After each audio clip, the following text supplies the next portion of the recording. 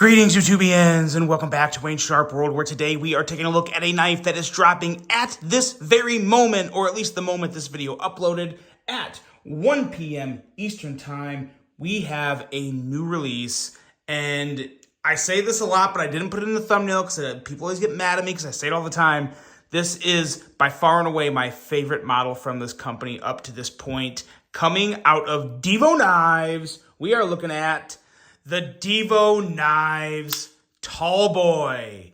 Now, before I go any further into this review, I want to thank you guys for tuning in today. If you like what you see, please do me a huge favor. Hit that subscribe button, follow along, and I will continue to bring you the content. And let's just take a look for a second and admire this beastly blade here, because this is, guys, we'll go into it and I'll tell you why, but man, oh man, this, so far, at least to this point, is the best model to come out of Devo Knives, in my opinion. You guys know, I love the Devo Nip. Where is it? I have it here somewhere. The Devo Nip.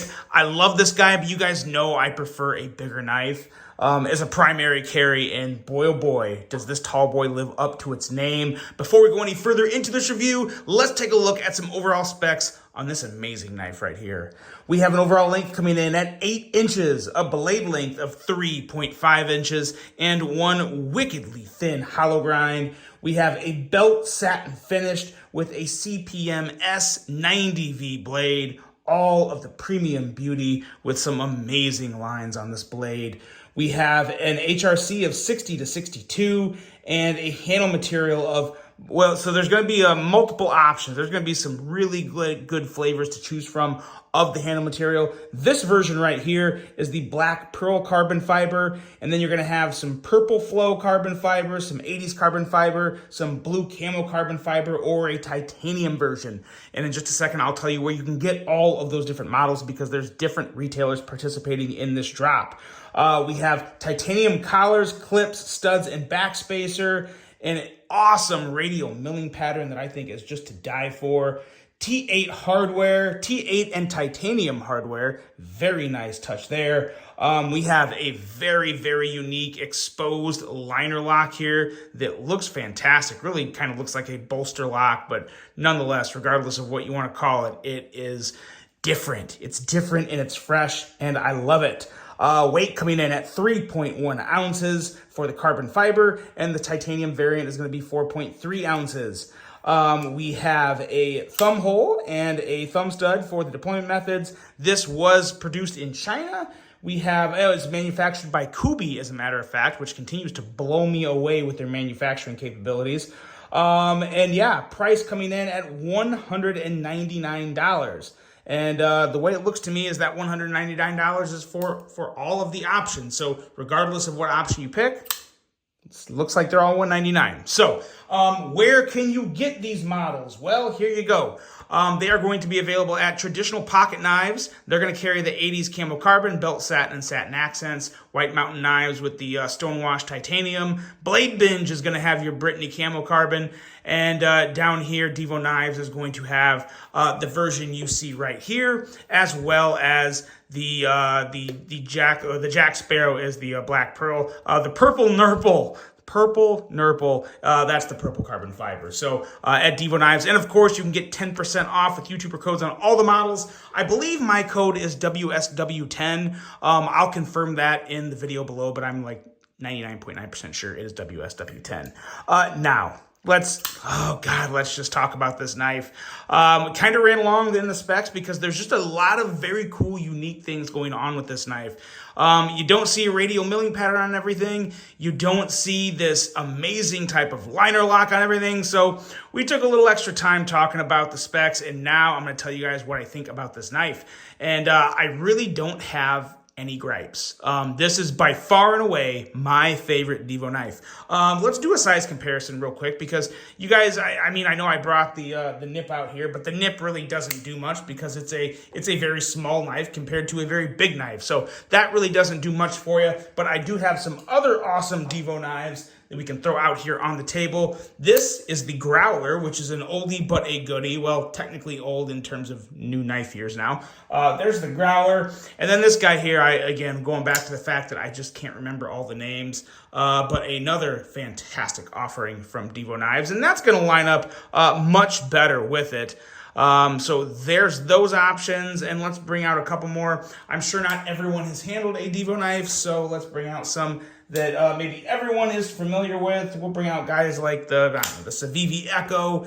That should line up pretty well. And then, of course, we'll bring out your Civivi Conspirator. There we go. That'll do it. There's your size comparisons. Those actually probably hit the nail on the head for a lot of people. So there's that. Let's get past the size comparisons. And now let's dive into this knife and why I do truly think by a significant margin, this is the best from Devo. Now, again, keep in mind, we're talking about Wayne's preferences here. I love a hollow grind, I love a bigger knife, and I love good ergos. And of course, I love a good looking blade. But I'm coming to the realization that just about any knife that comes out of Devo, we almost have like the same type of design language when we're thinking about knives, because this is something that, it's something that I wouldn't say I could see myself designing it, but it has a lot of things that I would put in a knife design.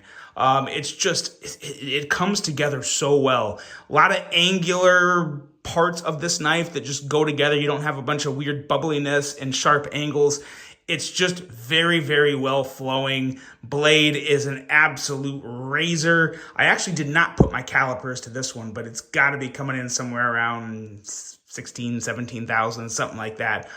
Very, very slicey blade. Jimping in two very important spots here. You got jimping up top for your draw cuts, and then of course jimping towards the back for your typical grip here, your kind of your standard grip for this knife. Choil is very, very nice. Works fine for my index finger, so I think it's going to work well for a lot of index fingers unless you have, slightly thicker fingers. The blade cutout works very well for deployment. No issue there, and the thumb studs are placed perfectly. Yeah, they're good to go. It is good to go in the blade and action department, but the ergos on this guy. This area here, the way it comes far enough back, it really helps my index finger wrap around it, and it feels so damn good. Thickness is really good. Really love the pocket clip back here. Excellent amount of tension without being too heavy. So no issue there. And again, the way it's kind of not contoured, but more just like basically chamfered on each side, as you can see there by the line going in the middle. It feels really good in the hand. There's no hot spots with it, no nothing. Just like the way that looks in general. It is such a good looking blade.